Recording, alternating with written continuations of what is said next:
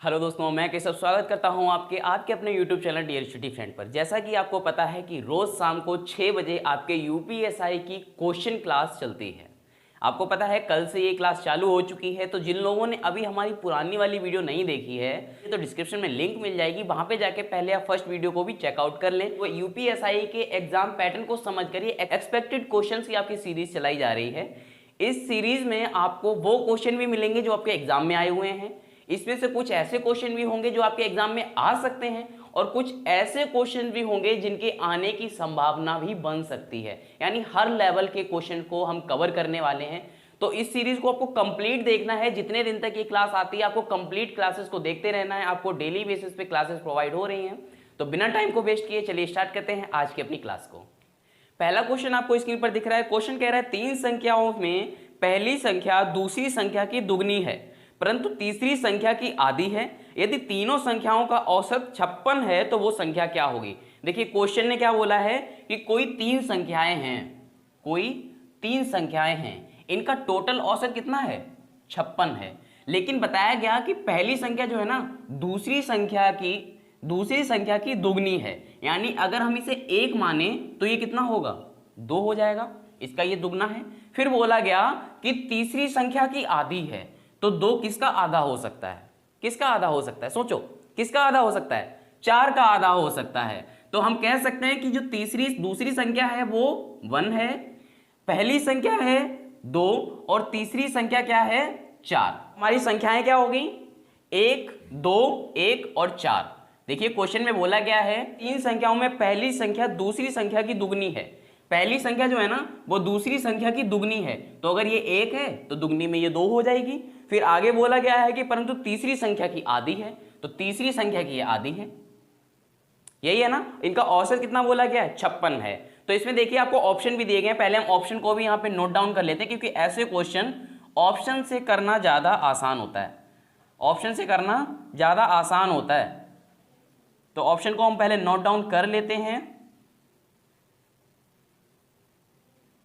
ये हमारे ऑप्शन दिए गए हैं। अब समझते हैं क्वेश्चन को सॉल्व कैसे करना है। ठीक है, चलिए समझ लेते हैं इन्हें। देखिए 3 संख्याएं हमें दी गई हैं।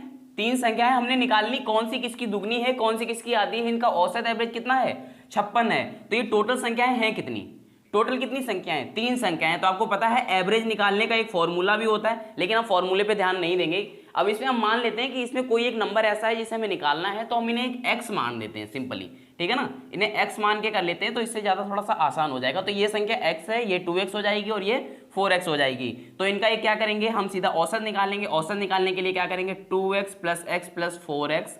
कितनी संख्याएं हैं 3 संख्याएं हैं। औसत कितना है 56 है। औसत कितना है 56 है। अब हमें कुछ नहीं करना है, सिंपल से क्योंकि हमें x बताना है तो हम x को साइड में कर लेंगे।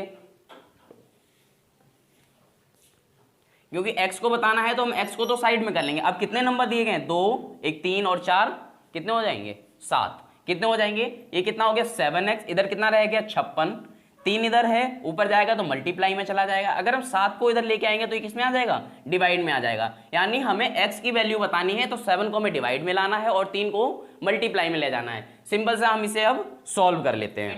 7 से इसे डिवाइड करेंगे 8 बार में जाएगा, 8 से 3 को मल्टीप्लाई कराएंगे तो कितना हो जाएगा 24 हो जाएगा। ठीक है, तो अब हमारी संख्या कितनी आ गई 24। अब आगे बोला क्या गया था, हमें इनका औसत बताना है। तो भैया औसत 3 संख्याओं को बताना है ना। तो पहली संख्या कितनी है 2x है, तीसरी संख्या कितनी है 4x है और पहली संख्या कितनी है x है। हमें अब बताना है कि इनके नंबर क्या होंगे। तो 24 में सबसे पहले 2 का मल्टीप्लाई करा दो, कितना आ जाएगा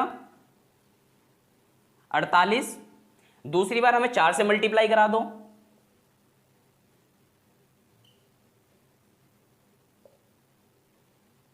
अब देखो और ज्यादा मल्टीप्लाई कराने की जरूरत नहीं। अब ऑप्शन को चेक करो कौन सा ऐसा ऑप्शन है जिसमें आपको ये 2 नंबर मैच हो रहे हैं। ये क्वेश्चन को सॉल्व करने की इससे ज्यादा आसान ट्रिक आपको नहीं मिलने वाली। कुछ करना भी नहीं है, क्वेश्चन भी आसानी से सॉल्व हो जाएगा। हमने 2 का मल्टीप्लाई किया, आप चाहो तो तीसरे का भी मल्टीप्लाई कर सकते हो, बट आप कितना लंबा क्यों करोगे। यहाँ पे 3 संख्याएं दी गई हैं। अगर सपोज दैट यहाँ पे आपको 10 संख्याएं दे दी जाती, क्या आप एक एक का ही मल्टीप्लाई करते। नहीं, हम कॉम्पिटिटिव एग्जाम में बैठे हैं भाई, तो हमें टाइम भी तो बचाना है। टाइम बचाना है तो हम क्या करेंगे, हमने 2 नंबर का मल्टीप्लाई किया और हमने ऑप्शन में चेक किया कि हमें किस ऑप्शन में ये नंबर मिल रहे हैं। तो देखो 48 और 96 हमें किस में मिल रहे हैं 48 और 96 इसमें मिल रहे हैं। 48 और 96, क्या ये दोनों ऑप्शन किसी और में मैच हो रहा है? 48 मिल रहा है, क्या इसमें 96 मिल रहा है? मिल रहा है भाई। तो ये ऑप्शन भी हो सकता है और ये भी हो सकता है। क्या 46, 96 और 48 इसमें मिल रहा है? मिल रहा है। ये भी हो सकता है 48, 96 इसमें मिल रहा है? नहीं मिल रहा है। यानी पहला ऑप्शन तो बिल्कुल नहीं हो सकता, पहला ऑप्शन तो हो नहीं सकता क्योंकि इसमें हमारे डिजिट मैच नहीं हो रहे हैं। दो से देखा, अब इन तीन में से कोई एक होने वाला है। अगर दो मैच नहीं हो रहे हैं तो तीसरे का भी हम मल्टीप्लाई करा लेंगे। अगर भाई एक का मल्टीप्लाई है 24 में, भाई क्योंकि हम 24 संख्या से मल्टीप्लाई करा रहे हैं ना, दो का मल्टीप्लाई कराया 24 से, चार का मल्टीप्लाई कराया 24 से, तो अब हम एक का भी मल्टीप्लाई 24 से कराएंगे। तो अब हम देखेंगे 24 किस में मिल रहा है, तीसरा नंबर क्या है हमारा 24 है। अब देखेंगे ये तीसरा नंबर किस में मैच हो रहा है, 48 इसमें मैच हो रहा है, 24 भी मैच हो रहा है और 96 भी मैच हो रहा है, यानी ऑप्शन नंबर 2 हमारा करेक्ट आंसर हो जाएगा। चलिए नेक्स्ट क्वेश्चन की तरफ बढ़ते हैं। नेक्स्ट क्वेश्चन आपको स्क्रीन पर दिख रहा है। क्वेश्चन कह रहा है निर्मल और कपिल क्रमशः 9,000 और 12,000 रुपए के साथ में एक व्यापार करते हैं। कितने कितने रुपए में कर रहे हैं भाई? देखो 9,000 रुपए और 12,000 रुपए, ठीक है। अब मैं कोई फॉर्मूला नहीं बताने वाला आपको, कोई फॉर्मूला नहीं रटाऊंगा, शॉर्ट ट्रिक सिखा रहा हूं, सीख लो भाई। बहुत लंबा क्वेश्चन जाएगा अगर आप फॉर्मूले से करते हैं। 2 सेकंड में इसका आंसर निकलने वाला है। 9,000 और 12,000 में करे कौन? 9,000 रुपए किसने लगाए? निर्मल में। किसने लगाए? निर्मल ने। 12,000 रुपए किसने लगाए? कपिल ने। किसने लगाए? कपिल ने। साथ साथ में बोला करने और नोट डाउन भी करते हैं। आगे बोला गया 6 महीने के बाद कपिल अपनी आधी पूंजी निकाल लेता है। कितने महीने बाद? 6 महीने बाद। भाई लगाना कितने के लिए था? 1 साल के लिए लगाना है। 1 साल में कितने महीने? 12 महीने होते हैं। लेकिन उसने क्या किया, आधे महीने में ही, मतलब 6 महीने में ही आधे पैसे को निकाल दिया। बात समझना, 1 साल में कितने महीने होते हैं? 12 महीने। उसने आधी साल में आधे पैसे को निकाल लिया। ठीक है, अब आगे क्या बोला गया है, यदि वर्ष के अंत में 4600 रुपए का लाभ प्राप्त हो। प्रॉफिट कितने का हो रहा है भाई? प्रॉफिट कितने का हो रहा है? 4600 रुपए का। ठीक है, तो कपिल का हिस्सा होगा, कपिल का हिस्सा होगा। तो क्वेश्चन को सबसे पहले क्या करो, सॉल्व कर लो। क्वेश्चन को क्या करो, सॉल्व कर लो, थोड़ा आसान बना लेते हैं। 3 जीरो से 3 जीरो को डिवाइड कर दो, क्या बच गया? 9/12। कितना बच गया? 9/12। ये मैंने बस सिंपल करने के लिए आपको बताया। देखो इसे क्या करना है, 9 किसका हिस्सा है? निर्मल का। 12 किसका हिस्सा है? 12 है कपिल का। भाई दोनों लोग साथ में ही तो करेंगे बिजनेस, बिजनेस साथ में कर रहे हैं। तो हम क्या करेंगे, 9 में गुणे 12 में बटे, अब कितने में किसने निकाले पैसे? निर्मल ने। निर्मल का हिस्सा कितना है? 12। कितने महीने में निकाल लिए? 6 महीने में। कितने टाइम तक वो भी चलना था, बिजनेस कितने तक चलना था? 1 साल तक। तो 6 में गुणे 6, दैट्स ऑल। कितने का लाभ हो रहा है ये हम बाद में देखेंगे, पहले हम इसे सॉल्व कर लेते हैं। 12 नेमा 108, 12 नेमा 108, 12 का 6 में मल्टीप्लाई करो तो कितना आ जाएगा? 72 प्लस 6 36, इन्हें प्लस करोगे तो कितना आ जाएगा? 108 आ जाएगा। यहां नीचे डायरेक्टली लिख देते हैं कितना? 108। अब क्योंकि सेम है तो कट जाएंगे, कितना आ गया? 1/1। यानी ये दोनों लोग जब निवेश कर रहे थे तो 1/1 के रेशियो में निवेश कर रहे थे। ठीक है, अब इन्हें लाभ कितना मिल रहा था? 4600 रुपए का, जबकि हिस्सा कितना कपिल का था? 12। निकला कितना? 1। तो 4600 के लाभ पे। तो पार्टनरशिप में एक बात हमेशा ध्यान रखना है, पार्टनरशिप में एक बात जो ध्यान रखने वाली बात है कि पार्टनरशिप में कोई भी चीज 100% नहीं मिलती है। कोई भी चीज 100% नहीं मिलेगी। अगर आपका कोई भी लाभ 100% है और पार्टनर की बात की जाएगी, 2 पार्टनर है, 3 पार्टनर है, 4 पार्टनर, यहां पे कितने पार्टनर हैं? 2 पार्टनर है। एक पार्टनर है निर्मल और दूसरा पार्टनर है कपिल। 2 पार्टनर है ना, तो कोई भी लाभ होगा, कोई भी हानि होगी तो हमेशा बराबर बराबर हिस्से में ही बटेगी। भाई पार्टनर है, पार्टनर का मतलब क्या होता है? बराबर हिस्से में बंटना। तो 2 पार्टनर हैं, लाभ कितने का हुआ? 4600 रुपए का हुआ। कितने लोगों में? 2 लोगों में। तो डिवाइडेड बाई 2, इसे इससे डिवाइड कर देंगे तो कितना आ जाएगा? 2 दूनी 4 और 2 3 6, यानी 2300 रुपए जो हैं वो किसे मिलेंगे? कपिल को मिलेंगे। किसे मिलेंगे? कपिल को मिलेंगे। अब यहाँ पे गलती कहाँ पे करते हैं हम? गलती करते हैं कि भाई यहाँ पे अगर 1/1 का रेशियो बन रहा है, 1/1 की फ्रैक्शन बन रही है, या इसे रेशियो बोल दो, फ्रैक्शन बन रही है। अगर 1/1 की फ्रैक्शन बन रही है तो हम क्या करते हैं, देखा कि भाई 4600 रुपए का लाभ हो रहा है तो हम डायरेक्टली इसमें 4600 का गुणा कर देते हैं, और यही क्वेश्चन हमारा गलत हो जाता है। जबकि यहाँ पे हमें ये देखना है कि हमारे पास पार्टनर कितने हैं। अगर यहाँ पे पार्टनर मैं कह देता कि सपोज दैट यहाँ पे 3 पार्टनर है, तो सिंपल सी बात है भाई, यहाँ पे हमें 3 से डिवाइड करना होता। पार्टनर का मतलब क्या है? तीनों लोगों में बराबर चीजों का बंटना। अगर चीजें बराबर ही नहीं बट रही तो पार्टनर किस बात का है? ठीक है ना। चलिए नेक्स्ट क्वेश्चन को समझते हैं। चलिए नेक्स्ट क्वेश्चन बहुत ही ज्यादा शानदार होने वाला है। स्क्रीन पर देखिए, क्वेश्चन कह रहा है दिलीप, राम और अमन क्रमशः 2700 रुपए और 800 रुपए तथा 7200 रुपए लगाते हैं। कोई भी बिजनेस करते हैं तीन लोग, कौन कौन कर रहा है भाई? दिलीप कर रहा है, राम कर रहा है, और कौन कर रहा है? अमर कर रहा है। कौन? अमर। दिलीप ने कितने रुपए लगाए? 2700 रुपए। राम ने कितने रुपए लगाए? 8100 रुपए। और अमर ने कितने रुपए लगाए? कितने लगाए? 7200 रुपए। अब तीन लोगों ने किसी बिजनेस में पैसा लगाया। अब उससे आगे बोला गया है तथा व्यापार लाभ की पूंजी के अनुपात में बांटते हैं। किसमें बांटते हैं? अनुपात में बांटते हैं। क्वेश्चन को सबसे पहले ध्यान से पढ़ना है कि भाई क्वेश्चन कह क्या रहा है। पिछली बार हमने जो क्वेश्चन देखा था उसमें ऐसा कुछ भी नहीं बोला गया था कि अनुपात में बांटना है या रेशियो में करना है या फ्रैक्शन बनानी है, किसमें करना हमें नहीं बोला गया था। लेकिन इस क्वेश्चन में बोला गया है कि हमें अनुपात में बांटना है। आगे देखते हैं, यदि राम को 3600 रुपए मिला तो कुल लाभ बताओ। किसे मिला? राम को। यहां बात किसकी की गई है? राम को। तो फोकस हम किस पे करेंगे? राम पे। ठीक है, अब देखो लाभ कितने का हुआ, प्रॉफिट कितने का हुआ? 3600 रुपए का। है कितने लोग? तीन लोग हैं। इसे हम क्या करेंगे? पहले रेशियो बना लो भैया। 2700 अनुपात 8100 अनुपात 7200। रेशियो बनाओ, 2 0 से 2 0, सिंपल कर लेंगे ना इसे। अब कर लेंगे, किस में आ जाएगा? 3 9 8 के रेशियो में ये सिंपल हो जाएगा। 3 9 8 के रेशियो में क्या होगा? ये सिंपल हो जाएगा। अब देखो बोला किसका क्या? ये किसका हिस्सा है? ये हिस्सा दिलीप का है। किसका हिस्सा है? दिलीप का हिस्सा है। ये किसका हिस्सा है? राम का हिस्सा है। और ये किसका हिस्सा है? अमर का। किसका हिस्सा है? अमर का। हमसे बोला किसका गया है? राम का। तो हम किस पे बात करेंगे? राम पे ही बात करेंगे। टोटल लोग कितने हो रहे हैं? 3 और 9 कितने? 12, 12 और 8 20। कितने लोग? 20 लोग। अब भैया 3600 रुपए का तो हमें क्या मिल रहा है? प्रॉफिट मिल रहा है। 3600 रुपए के प्रॉफिट पे राम का हिस्सा 9 में गुणे 20 लोगों में हमें बांटना है।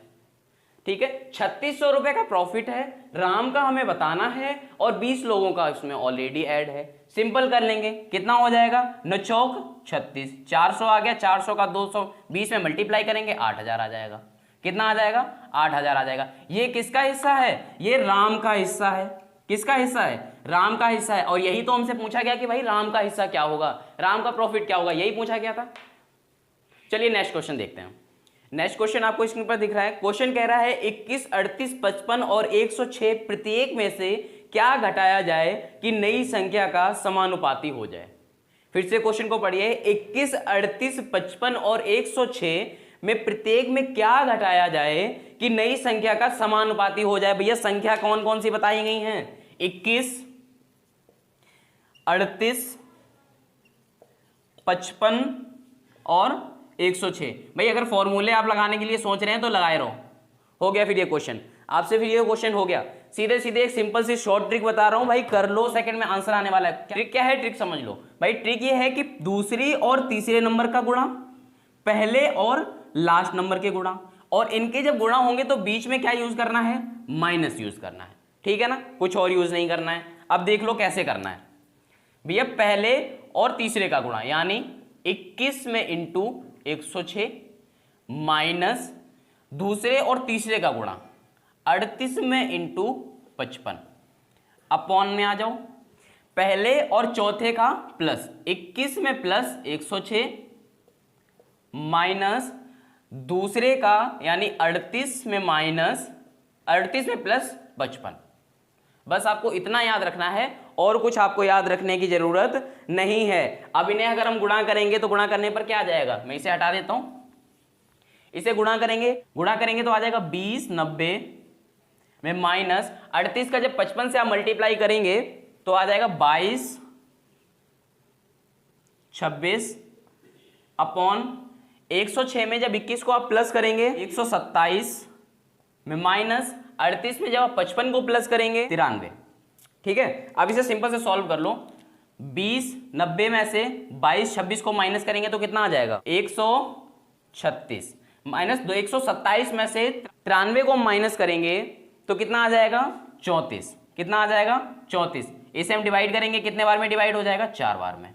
कितने बार में डिवाइड होता है? 4 बार में। तो भैया 4 एक ऐसा नंबर है, क्वेश्चन देखिए फिर से पढ़िए। क्वेश्चन कह रहा था 21, 38, 55 और 106 प्रत्येक में से ऐसा क्या घटाया जाए कि नई संख्या का समानुपाती हो जाए। तो 4 एक ऐसा नंबर है, आप चाहें 21 में से घटाएं, 38 में से घटाएं, 55 से घटाएं या 106 से घटाएं, प्रत्येक नंबर में समानुपाती ही आएगा। ठीक है, चलिए नेक्स्ट क्वेश्चन पर देखते हैं। नेक्स्ट क्वेश्चन आपको स्क्रीन पर दिख रहा है। क्वेश्चन कह रहा है यदि 40 व्यक्ति 60 किलोग्राम चावल का उपयोग 15 दिन में करते हैं तो 30 व्यक्ति 12 किलोग्राम चावल का उपयोग कितने दिन में करेंगे। भाई 40 व्यक्ति हैं, कितने व्यक्ति हैं, 40 व्यक्ति हैं और 15 किलो चावल का उपयोग 12 दिन में कर लेते हैं। 30 व्यक्ति 60 किलोग्राम चावल का उपयोग कितने दिन में करेंगे। सॉल्व कर लो इसे, कुछ करने के लिए नहीं है, बस इसमें सॉल्व करना है आपको। सॉल्व कर लो। 12 और 15 का मल्टीप्लाई क्या होता है, 108, और 108 का जब 40 में मल्टीप्लाई करेंगे तो क्या आ जाएगा, 7200। कितना आ जाएगा, 7200। 30 और 60 का जब मल्टीप्लाई करेंगे तो क्या आ जाएगा, 1800। 2 जीरो से 2 जीरो काट दो, 18 से 72 को काट दो, कितने बार में जाएगा, 4 बार में। तो कितने दिन में कर लेंगे, 4 दिन में कर लेंगे। ठीक है ना। चलिए नेक्स्ट क्वेश्चन देखते हैं। चलिए नेक्स्ट क्वेश्चन आपको स्क्रीन पर दिख रहा है। क्वेश्चन कह रहा है यदि दो नल ए और बी एक हौज को क्रमशः 28 और 42 मिनट में भर सकते हैं। कोई हौज है, 2 व्यक्ति काम कर रहे हैं, एक व्यक्ति उसे 28 मिनट और दूसरा 42 मिनट में भर देता है। तीसरा नल सी है जो हौज को 42 मिनट में खाली भी कर देता है। ठीक है ना। आगे बोला गया यदि तीनों नल एक साथ खोल दिए जाएं तो हौज को भरने में कितना समय लगेगा। अब देखो भाई, इसे मैं 2 तरीके से आपको समझाने वाला हूं। इस क्वेश्चन को मैं आपको 2 तरीके से समझाने वाला हूं। तो पहले क्या बोला गया, ए कोई व्यक्ति है, कोई व्यक्ति बी है और कोई व्यक्ति क्या है, सी है। तो पहला व्यक्ति कितनी देर में भर रहा है, 28 मिनट में, दूसरा भर रहा है 42 मिनट में और तीसरा खाली कर रहा है 42 मिनट में। 42 खाली कर रहा है इसीलिए माइनस, ये भर रहे हैं इसीलिए प्लस। क्या कर रहे हैं, ये भर रहे हैं। अब इसे सॉल्व करने का जो सिंपल सा हमारा ट्रेडिशनल तरीका है, जो हम पुराने तरीके से यूज करते आ रहे हैं कि भैया हमें इनका एलसीएम लेना है। एलसीएम जो निकल के आएगा इनकी इफिशियंसी से, अगर प्लस करने वाला है यहाँ पे क्योंकि भरने वाला है, ये प्लस होगा, ये प्लस होगा और ये माइनस हो जाएगा। इन्हें प्लस करके हम माइनस करेंगे और इससे हम डिवाइड कर देंगे। ये क्या है, हमारा ट्रेडिशनल तरीका है जिससे अभी तक हम करते आए हैं। लेकिन नहीं, अब हमें इस तरीके से नहीं करना है भाई, अब हमें टाइम बचाना है। तो टाइम बचाने के लिए देखो इसे हम डायरेक्ट कैसे करेंगे, डायरेक्ट समझ लो भाई कैसे करेंगे। बोला गया है कि कोई ए है जो 28 मिनट में उस टंकी को, उस हौज को भर सकता है। कोई बी है, एक बी है जो 42 मिनट में टंकी को भर सकता है और वहीं एक सी है जो 42 मिनट में टंकी को खाली कर सकता है। तो हम हमेशा से पढ़ते आए हैं भैया, प्लस माइनस क्या होता है, माइनस होता है। हमेशा से पढ़ते आए हैं, ये प्लस है ये माइनस है, सेम डिजिट है, कट जाएंगे, सेम डिजिट है कट जाएंगे, क्या रह गया, 28 रह गया। तो यही वो 28 मिनट है जिसमें टंकी भरने वाली है। यही वो 28 मिनट है जिसमें टंकी भरने वाली है। आपको कुछ और करने की जरूरत नहीं है। जब भी आपको सेम 2 डिजिट दिखते हैं जो प्लस और माइनस के हैं, उन्हें वहीं पे आप डिवाइड कर दो, वहीं पे आप काट दो, क्योंकि ये अगर 1 बन गया तो मतलब ही नहीं बनता इसके से मल्टीप्लाई करने का, आगे रेशियो निकालने का आपको मतलब नहीं बनता। आपको किसी भी तरीके से कोई भी अनुपात या कोई भी एलसीएम आपको नहीं निकालना है, सिंपल सा यहीं पे सॉल्व हो जाएगा। चलिए नेक्स्ट क्वेश्चन को देखते हैं। चलिए नेक्स्ट क्वेश्चन आपको स्क्रीन पर दिख रहा है। क्वेश्चन कह रहा है ए किसी खाली हौज को 14 घंटे में भर सकता है। पाइप बी के साथ मिलकर ये खाली हौज को 12 घंटे में भर सकता है। देखिए पहले ए काम कर रहा था अकेला, जब कितनी देर में भर रहा था, 14 घंटे में। फिर बोला गया है कि वही ए पाइप बी के साथ मिलकर उस हौज को 12 घंटे में भर रहा है, इसीलिए पाइप बी को खाली हौज को डैश डैश घंटे में भर सकता है। भाई जो ये डैश डैश दिया है ना, ये स्पेस दिया है, इसमें हमें बताना है कि कितने घंटे में भर सकता है। तो देख लो भाई कितने घंटे में भर सकता है। जब ए अकेला उस हौज को भर रहा था तो कितना टाइम लग रहा था, 14 घंटे, और ए प्लस बी जब मिलकर भर रहे थे टंकी तो कितना लग रहा था, 12 घंटे। अब इसमें हमें क्या करना है, सिंपल सा क्या करेंगे, एक एलसीएम ले लेंगे। एलसीएम कितना आ जाएगा, 84। एलसीएम कितना आ जाएगा, 84। 14 का 84 से डिवाइड करेंगे कितने बार में जाएगा, 6 बार में। 12 को 84 से डिवाइड करेंगे कितने बार में जाएगा, 7 मिनट में। क्योंकि आपको पता है जो हमारा एलसीएम निकल के आता है ये क्या होता है, कुल टंकी की क्षमता। क्या होता है ये, कुल टंकी की क्षमता, मतलब टंकी कितने लीटर की है, 84 लीटर की है। और ये जो निकल के आता है ये क्या होता है, ये होती है भैया इफिशियंसी, यानी कार्य क्षमता, कितने की, 1 घंटे की। 1 घंटे या 1 मिनट में किए गए कार्य की क्या होती है? कुल क्षमता होती है। ये मैंने आपको टाइम एंड वर्क के चैप्टर में पढ़ाया था। अगर आपने अभी तक हमारे टाइम एंड वर्क की वीडियो नहीं देखी है तो डिस्क्रिप्शन में आपको लिंक मिल जाएगी, पूरी प्लेलिस्ट बनी हुई है। आप प्लेलिस्ट पे, अब मैं लिंक दे देता हूं नीचे डिस्क्रिप्शन में, वहां से जाके आप पूरी वीडियो को देख सकते हैं, ठीक है ना। तो ये क्या होती है? ये होती है इफिशियंसी, कार्य क्षमता। और ये क्या होती है भाई? कुल कैपेसिटी है उस हौज की कि कितने कितना पानी आना है। अब देखिए बोला क्या गया कि जब बी का हमें बताना है कि भाई बी इस टंकी के पानी को कितनी देर में भर देगा, तो आप बताइए अगर मुझे बी का बताना है तो ए को हटाना होगा बी के साथ से, बी के पास से ए को हटाना होगा, जब तो हम बी का बता सकते हैं। और ये साथ है किसके लिए? ये साथ दिया गया है ए और प्लस बी के साथ में। मतलब ये जो एफिशिएंसी आई है ना, ये ए और बी जब दोनों लोग काम कर रहे थे तब 1 घंटे में 7 लीटर पानी को भर रहे थे, जब दोनों एक साथ मिलकर कर रहे थे। अब हमें अलग अलग काम कराना है तो ए की इफिशियंसी को, अगर हम ए की इफिशियंसी को ए प्लस बी की इफिशियंसी से माइनस कर देंगे तो हमें पता चल जाएगा कि बी की इफिशियंसी क्या है, बी की कार्य क्षमता पता चल जाएगी। तो ए की इफिशियंसी कितनी है? 6 और बी की इफिशियंसी कितनी है? 7। यानी ए की इफिशियंसी 6 है और ए प्लस बी की इफिशियंसी कितनी है? 7 है। तो बी की इफिशियंसी कितनी आ जाएगी? 1, क्योंकि ए की इफिशियंसी हमने ए प्लस बी की इफिशियंसी से माइनस कर दिया। तो बी की इफिशियंसी कितनी है? 1 है। तो अब बताओ 1 घंटे में अगर वो 1 लीटर पानी को भरता है तो 84 लीटर पानी को भरने के लिए उसे कितना टाइम लेगा? भाई 84 घंटे ही लेगा, 84 घंटे ही लेगा। 1 लीटर पानी भरने के लिए उसे 1 घंटा चाहिए, तो 84 लीटर पानी भरने के लिए उसे 84 घंटे ही काम करना होगा। चलिए नेक्स्ट क्वेश्चन देखते हैं। नेक्स्ट क्वेश्चन आपको स्क्रीन पर दिख रहा है। क्वेश्चन कह रहा है 998 का स्क्वायर माइनस 997 का स्क्वायर माइनस 45 अपॉन 98 का स्क्वायर माइनस 97 का स्क्वायर के बराबर क्या होगा। सबसे पहले मैं बता दूं कि ये क्वेश्चन आपके ऑलरेडी यूपीएसआई के एग्जाम में आया हुआ है, ठीक है ना। तो इसे हमें सॉल्व करना है कि इसका आंसर क्या होगा।